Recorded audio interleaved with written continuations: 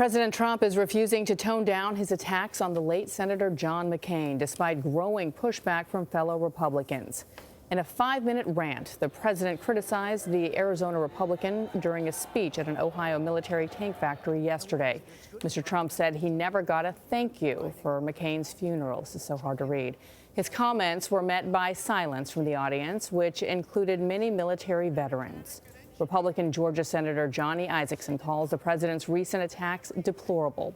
Paula Reid is at the White House once again. Here we are, Paula, and all I can think about is the McCain family. Good morning. Good morning. Well, the president says his deepest grievance against the late senator was his vote against a signature Trump campaign promise to repeal Obamacare. And as the president gears up for a grueling 2020 campaign, he's trying very hard to convince voters that John McCain is the reason he wasn't able to deliver on his promise of better health care. So I have to be honest, I've never liked him much.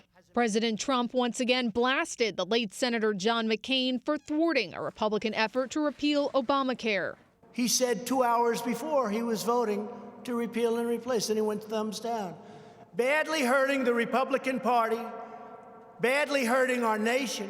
Attacking a decorated veteran seems an odd choice when speaking at a plant that makes military tanks.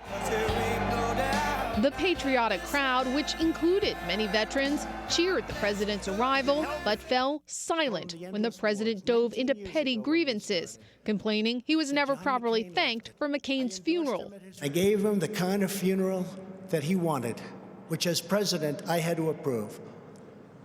I don't care about this. I didn't get thank you. That's okay. We sent him on the way, but I wasn't a fan of John McCain. McCain carefully planned his funeral before he died last year, but Mr. Trump was conspicuously not invited and spent the day golfing and tweeting. This is a new bizarre low. Several months later, Meghan McCain is still defending her father. He would think it was hilarious that our president was so jealous of him that he was dominating the news cycle in death as well. And in the wake of these recent attacks, some Republicans are telling the president to knock it off, including Senator Lindsey Graham. I don't like it when he says things about my friend John McCain. The president appears unmoved. He seems to relish McCain as a foil, someone who embodies the Washington establishment and is willing to compromise with Democrats. But it's unclear how this approach will resonate with his base. David? Paula, thank you.